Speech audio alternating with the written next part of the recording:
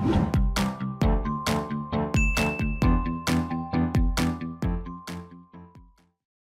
52분) 지나고 있습니다. 평상시 같으면 이제 개장 한 10분 남은 거지만 오늘은 수능일이기 때문에 1시간이 더 남았습니다. 저희도 출발 성공 투자로 오늘은 이제 하루 개편해서 방송을 하고 있는데요. 시장이 또 좀 올라온 것 같은데 주춤주춤하면서 오락가락 고민이 많습니다. 시황의 해설자들 불러놓고 이동훈 대표님과 시장 전략 세우겠습니다. 대표님 어서 오십시오. 안녕하세요. 주변에 수능 보시는 분은 있습니까? 없습니다. 저기 친구 자녀들이 보는 경우가 네. 있고요. 저는 뭐 학력고사 세대라. 온 국민이 어쨌든 수능과 다 이렇게 저렇게 엮여 있어서요. 네. 자, 오늘 주제는요. 좀 숨고르기입니다. 장이 쉬어가는데 연말 랠리의 기대감은 아직 꽤 높죠, 그죠? 예, 어떻게 대응할 것인가. 첫 번째는 수급액인데요.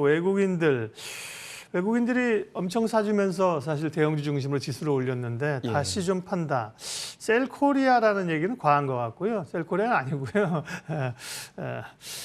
계속 사다가 화요일 날 한 2,300억 정도 순매도했고 어제 매도했다가 사실 끝나고 매수로 바뀌었단 말이에요.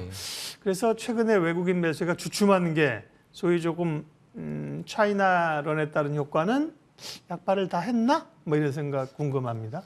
예, 실제로 2주 동안 보면, 그러니까 2주 동안 주간 단위로 볼 때 매수가 한 1조 4천억에서 1조 5천억 원 정도 들어왔거든요. 그러니까 일평균 3천억 원 정도 매수가 들어온 건데 이번 주 들어서는 이제 매수가 안 들어오고 있는 상태가 되고 있죠. 몇 가지 좀 점검을 해보면 우선 이제 매수에는 좀 섞여 있었을 겁니다. 그러니까 미국도 마찬가지고 우리도 마찬가지고 자금 유입된 거에 비해서 외국인들 매수가 많거나 지수가 많이 올랐는데 그 안에는 이제 숏 커버, 그러니까 공매도 청산이라든가 각종 파생 상품 섞여 있다가 지수가 어느 정도 올라오면서 그 관련된 매수세가 좀 일단락됐을 가능성이 있고요. 또 하나는 이제 환율이 갑자기 급락을 하면서 외국인 투자들이 달러로 환산했을 때 수익이 우리나라 투자들보다 거의 2배 정도 됐었거든요. 근데 너무 가파르게 알아가다 보니까 환율이 다시 반등할 가능성도 생긴 거죠. 그러니까 여기에 대해서 이제 외국인들이 조금 좀 신중하게 돌아서는 그런 측면도 있을 거고요. 그다음에 이제 세 번째는 조금 전에 이제 말씀해 주신 대로 중국을 좀 팔고 한국을 사자라는 분위기로 갔다가 최근에 이제 중국이 방역 해제 움직임을 조금씩 보이고 있잖아요. 그래서 이런 부분들이 좀 나오면서 중국에 대한 어떤 셀 움직임이 좀 진정된 거 아니에요. 실제로 최근에 뭐 항생지수라든가 중국 증시가 상대적으로 또 견조한 그런 모습이 나오고 있는데 뭐 내부적으로 보면 중국 안에서의 어떤 국내인들, 그러니까 중국인들의 중국 주식 투자가 확실히 좀 늘어나고 있다고 합니다. 그래서 중국 주식에 대한 어떤 관심도가 다시 늘어난 점도 전체적인 이제 관심이 있는 것 같고요. 다음에 최근에 이제 그 대형주 지수를 따로 놓고 보면 우리가 이제 코스피 지수 말고 대형주 지수를 한번 따로 놓고 보실 필요가 있는데 이게 지금 대형주 업종 지수거든요. 근데 잘 보시면 지난 8월 때 찍어줬던 고점까지 거의 다 올라왔습니다. 근데 지금 코스피는 그거보다 한 50포인트 이상 이제 격차가 나지만 대형 업종 지수는 다 올라왔거든요. 그러면 보통 우리가 하락장에서 기술적 반등은 전 고점을 넘어가기가 어렵다요. 대단한 호재가 나오지 않고 지금은 악재가 나왔다, 악재가 완화되는 정도인데 호재 없이 이전 고점을 돌파하기에는 좀 어렵지 않나 이런 시각이 좀 있어서 전체적으로 일단 올라온 이후에 이제 숨고르기 정도 진행되는 것 같고요. 다만 외국인들의 하반기 들어서 매매 추이를 한번 그래프로 한번 보시면 7월 이후에는 그냥 9월 빼놓고 계속 매수하는 그런 형태가 유지가 되고 있거든요. 그래서 외국인들이 지금 뭐 매도로 바뀌었다라기보다는 그냥 일시적인 어떤 숨고르기 정도, 그게 좀 진행되고 있는 과정이 아닌가 이렇게 봐야겠습니다. 그러니까요. 외국인들은 이제 그래도 이제 흐름 자체가 기관이랑 달리 추세를 갖고 팔거나 삽니다. 그래서 지금은 사들어오는 추세가 좀 주춤하니까 다 샀나? 뭐 이런 거이고요. 뭐 이제 다시 파나? 셀코리아 이렇게 하는 거는 이제 과장된 좀 단어이고요. 그러면 이제 고민이 되네요. 그동안 사실은 외국인들 자금 거기에 쇼커버 성격도 말씀하신 것처럼 섞이면서 대형주 중심으로 올랐는데 대형주가 단기적으로 어쨌든 좀 숨이 차다 이 말씀이잖아요. 그죠? 그러면 어느 게 그게 좀 확산이 될까요? 기존의 외국인 기관이 샀던 종목들은 뭐 그런 다 대형주들이잖아요. 2차 전지를 필두로 해서 거기는 그럼 조금 이제 쉬어가는 거예요? 외국인들이 매수하는 종목군들을 우리가 좀 잘 봐야 되는데 그러니까 이번 주에 외국인들이 뭐 매도를 하는 날도 있고 어제 같은 경우는 이제 매수가 줄었죠. 그러니까 사실 동시효과 전에 매도했다가 이제 동시효과 매수로 바뀐 거였잖아요. 근데 매수하는 종목들 구성을 보면 바뀌지는 않았습니다. 그러니까 뭐 연속 계속해서 매수하진 않지만 삼성전자, SK하이닉스 중에서 하나는 어쨌든 계속 교차로 매수하고 있고 2차 전지에 대해서도 교차가 돼도 어쨌든 외국인들은 계속해서 많이 매수하던 두 개. 그러니까 이제 삼성 이게 왜 중요하냐면 외국인들 매수하는 자금이 최근에 이제 장기성 자금, 그러니까 패시브 자금으로 보여지기 때문에 대형주 시가총액 최상단을 계속해서 담아가는지를 보면서 외국인들이 이탈하는지 아닌지를 가늠을 하는데 아직까지 두 축에 대해서는 매도 전환했다라는 징후는 없거든요. 그래서 외국인 투자자들이 대형주에 대해서 완전히 이제 추세를 바꿨다 이렇게 보기보다는 그냥 말씀드린 대로 숨고르게 하는 걸로 봐야 돼서 뭐 대형주들도 일시적인 어떤 매물 소화 정도의 어떤 과정으로 봐야 될 것 같습니다. 반도체 얘기를 좀 하겠습니다. 업황은 여전히 부진한데 반도체가 최근에 좀 기대감 섞인 얘기들이 많이 나오죠. 예. 워렌 버핏이 TSMC 매수했다는 얘기도 있고, 뭐 유명한 뭐 어린데 갑처럼 행동하는 그 ASML이 이제 한국의 삼성전자 손잡고 예. 뭐 공장 짓는다는 얘기도 있고 했어서 소부장이 어제는 좀 주춤했지만 특별히 소부장 쪽으로 해서 상당히 관심이 높아지고 있습니다. 지금 투자 매력이 있다고 보세요? 우선 이제 TSMC부터 생각을 해보면, 네. 그러니까 이제 워런 버핏이 TSMC를 매수하는 배경부터 우리가 좀 생각을 해볼 네. 필요는 있는 것 같아요. 그러니까 TSMC가 상당히 많이 빠졌었거든요. 그러니까 일부에서는 삼성전자를 사고 TSMC를 매도하는 것 같다. 그러니까 롱숏이 서로 교차되는 거 아니냐 이런 분석이 나올 정도로 많이 빠졌는데 그 이면에는 뭐 이제 그 파운드리 피크론도 있었을 겁니다. 그러니까 네. 그것도 일부 있었겠지만 또 하나는 정치적인 변수. 그러니까 대만과 중국 관계에 대한 어떤 리스크 이거를 더 부각시켜서 대표적인 어떤 대만의 대장주를 또 매도하는 그런 측면도 있었다라고 봐야 되거든요. 근데 지금 어제 같은 경우 당장 봐도 이제 미중 정상회담이 펼쳐졌잖아요. 그래서 군사적인 어떤 긴장감이라든가 이런 것들이 이제 완화되는 거기 때문에 그러니까 이 관련된 재료 대비 주가가 너무 많이 빠져 있는 상태다라는 점에서 이제 매수가 들어간 측면이 있을 거고 또 하나는 반도체에 대해서는 지금 모셔가는 분위기가 돼버렸잖아요. 그러니까 뭐 미국에서 공장 유치한다든가 유럽도 마찬가지 뭐 투자한다든가 이런 분위기가 만들어져 있기 때문에 결과적으로는 뭐 성장을 어떻게든 계속 할 것 같다 이런 어떤 기대감 이런 것들이 맞물리면서 계속해서 올라간다라고 봐야 되고 특히 이제 버핏이 어쨌든 반도체 투자한 거잖아요. TSMC가 됐든 뭐가 됐든 이제 반도체를 투자했기 때문에 여기에 대한 어떤 기대감은 나올 수는 있습니다. 근데 다만 이제 우리 입장에서 이제 두 가지가 리스크가 되는데 하나는 이제 말씀드린 대로 삼성전자를 오히려 이제 팔고 TSMC로 넘어가는 어떤 역이 걸리지 않을까 이런 리스크가 하나가 있고 오늘 나온 뉴스입니다만 이제 마이크론 테크놀로지 리스크가 또 제기가 됐잖아요. 네. 그러니까 지금 생산량을 20% 더 축소한다라고 했는데 사실 감산이면 긍정적인 뉴스가 될 수도 있지만 지금 시점에서는 내년도 실적 추정치를 삼성전자 SK하이닉스를 추가로 하향하게 되고 이 과정에서 SK하이닉스는 뭐 적자 전환까지도 다시 한번 또 부각될 가능성이 있어서 그러니까 워런 버핏의 투자에도 불구하고 단기적으로는 이제 매물 소화가 필요한 그런 이제 상황이 만들어졌다라고 봐야 될 것 같고요. 다만 이제 단기적인 매물 소화 이후에는 이제 앞서 말씀드린 대로 이제 주가는 어쨌든 실적이 됐든 주가가 됐든 바닥권은 이미 지나갔다라고 보는 시각이 좀 우세하기 때문에 네. 조정 이후에 재차 반등 가능성은 높다 이렇게 보고 있습니다. 반도체나 특별히 소부장에 대해서 그러니까 좀 상당히 좀 센 긍정은 아니시네요. 지금 타이밍은요. 네. 제가 2주 전에 네. 나왔을 때 그러니까 관심주로 소부장을 말씀드렸어요. 맞아요. 그러니까 드렸고 또 실제로 지난주에 보면 예를 들어서 PSK 같은 종목은 주간으로 20%씩 올라가고 그랬거든요. 그래서 그러니까 이제 아직은 뭐 좋다는 아니지만 선별적으로 주가들은 계속 올라오는 시도는 나오고 있거든요. 그래서 종목들에 대해서는 좀 관심을 가져볼 필요는 지금도 있다라고 보고 있습니다. 네. 우리가 이제 시장을 볼 때 요즘 뭐 매크로 지표들을 많이 보고요. 국가별 보면 항상 뉴욕 증시를 먼저 보죠. 뉴욕의 영향을 받는데 중국 증시하고 독일 증시 흐름이 괜찮다. 글로벌 증시 방향의 중요한 키를 중국과 독일 증시가 가지고 있다. 이런 얘기가 있는데 왜 중국은 그렇더라도 독일까지 얘기 나오는 건 왜 그랬습니까? 네. 뭐 구분해 볼 필요는 있죠. 그러니까 중국은 최근에 일련의 어떤 과정, 그러니까 중국의 성장을 누르는 가장 큰 문제는 방역 강화였잖아요. 코로나 제로 정책, 제로 코로나 정책 때문에 그런 건데 이 부분을 2주 전인가요? 뭐 계속 루머가 돌면서 이거 해제할 것 같다, 해제할 것 같다 루머가 돌면서 시장이 반응을 했는데 루머가 아니라 사실 일부는 확인이 된 거죠. 그래서 점진적으로 방역을 완화하게 된다라면 그리고 또 하나는 그러니까 미중 간의 어떤 갈등, 특히 이제 관세가 아직까지 부과가 되고 있는 상태인데 지금 대면 회담을 했고 향후에 이제 뭐 이제 사소한 거 여러 가지 어떤 의제를 바탕으로 계속해서 대화를 하자 이렇게 나갔기 때문에 그러니까 미국과의 어떤 관계 리스크도 어느 정도 진정이 됐다라고 봐야 되거든요. 그래서 이런 부분들이 이제 중국의 경기가 어느 정도는 이제 바닥을 칠 것이다. 오늘 뭐 골드만삭스 같은 경우는 내년도 4월에 중국이 재개방되면서 그때부터 이제 중국의 경제가 이제 회복될 것 같다. 뭐 이런 식의 어떤 분석이 나왔습니다. 그래서 중국은 방역 완화 기대감이 이제 시장을 끌어올렸다라고 봐야 되고요.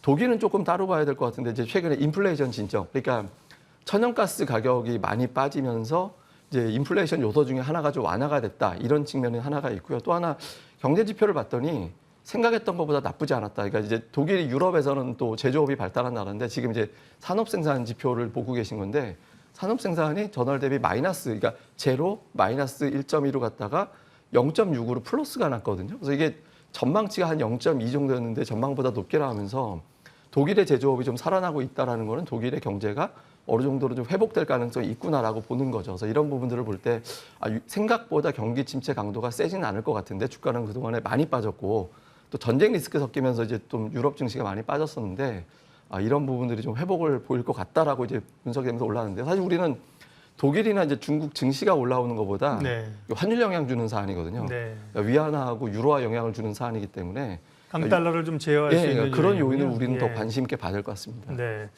독일이야 뭐 세계 사실 제조업이다. 중국도 마찬가지고 예. EU의 맹주인데 긍정적인 그 소식이고요.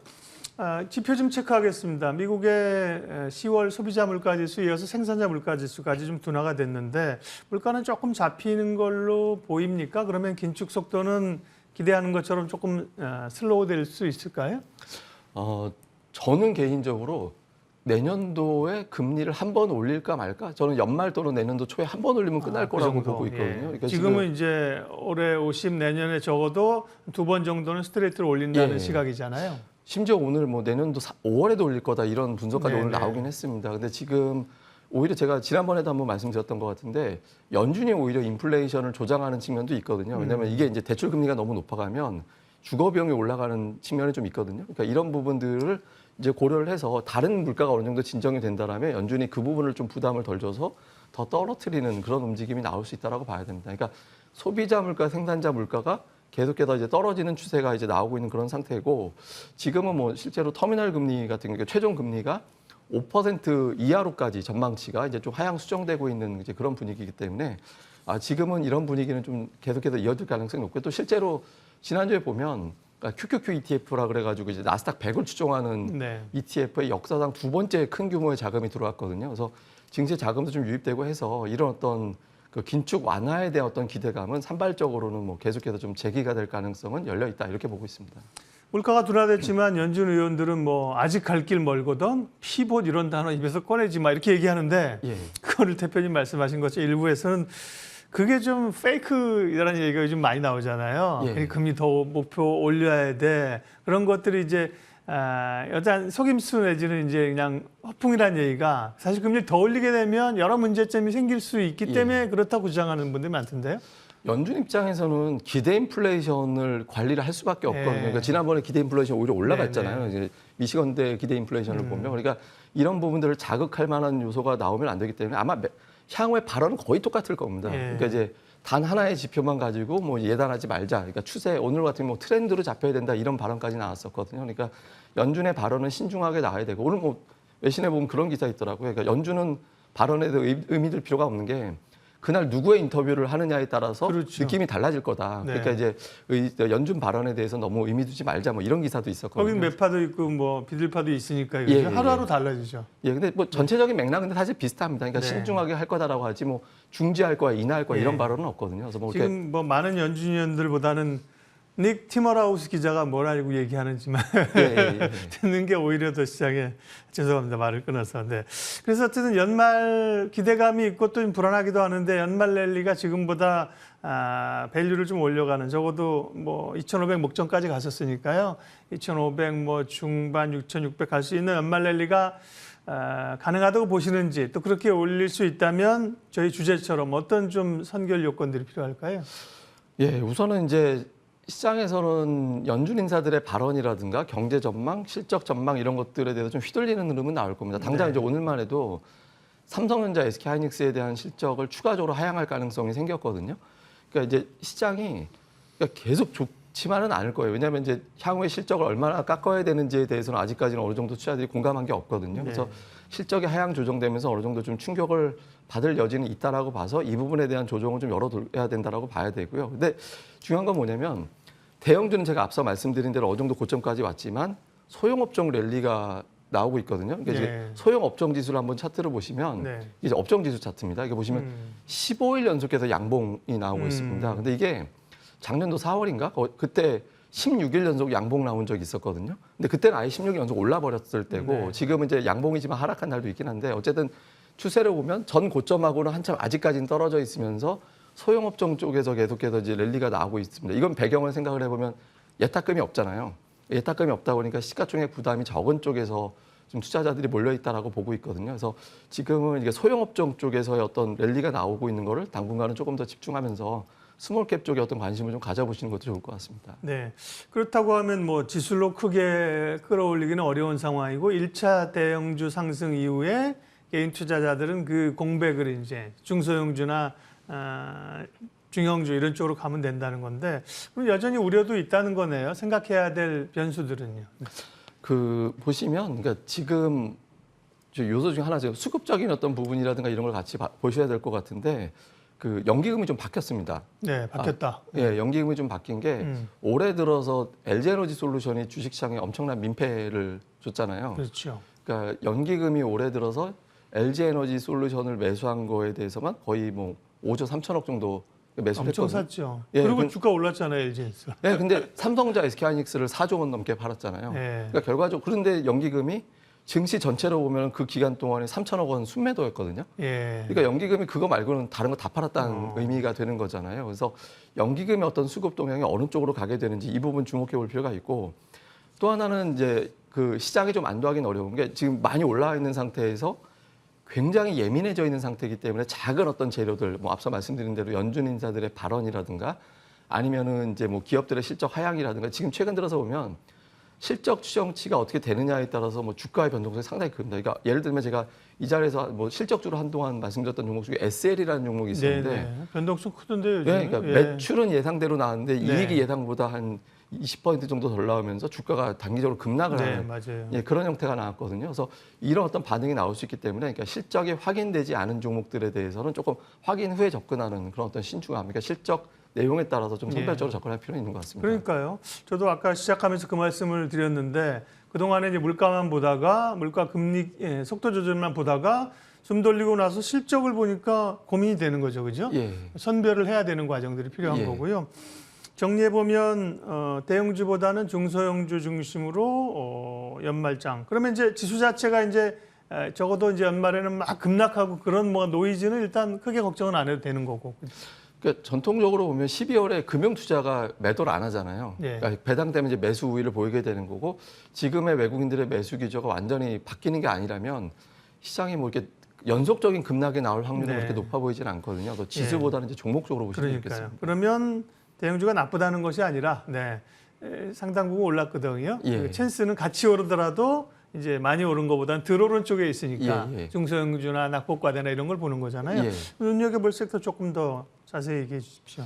예, 뭐 앞서 말씀드렸던 연기금 수급을 좀 보셔야 되는 게 LG에너지솔루션을 어제까지 4일 연속 매도했는데 이제 상장 이후에 연기금이 처음이었거든요. 말 바꾸면 LG에너지솔루션을 매수하다가 다른 종목으로 매수하기 시작했다라는 거잖아요. 그래서 네. 그런 류의 종목을 볼 필요가 있는데 지금 이제 대형주 쪽은 앞서 말씀드린 대로 이제 수급이 약간 혼란할 때니까 중소형주 쪽에서 연기금이 매수하는 종목을 볼 필요가 있습니다. 근데 최근에 5일, 10일 주기로 한번 끊어서 봤더니 소부장 쪽 매수 종목이 상당히 많이 포진해 있고요.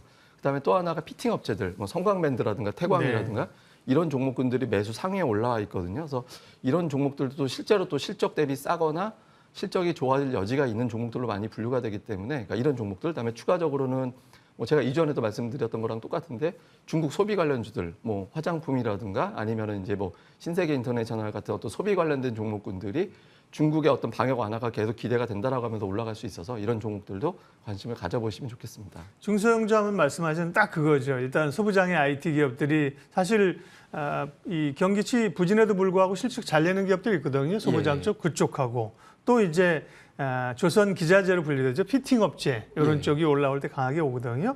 말씀해 주셨고 한 가지만 더.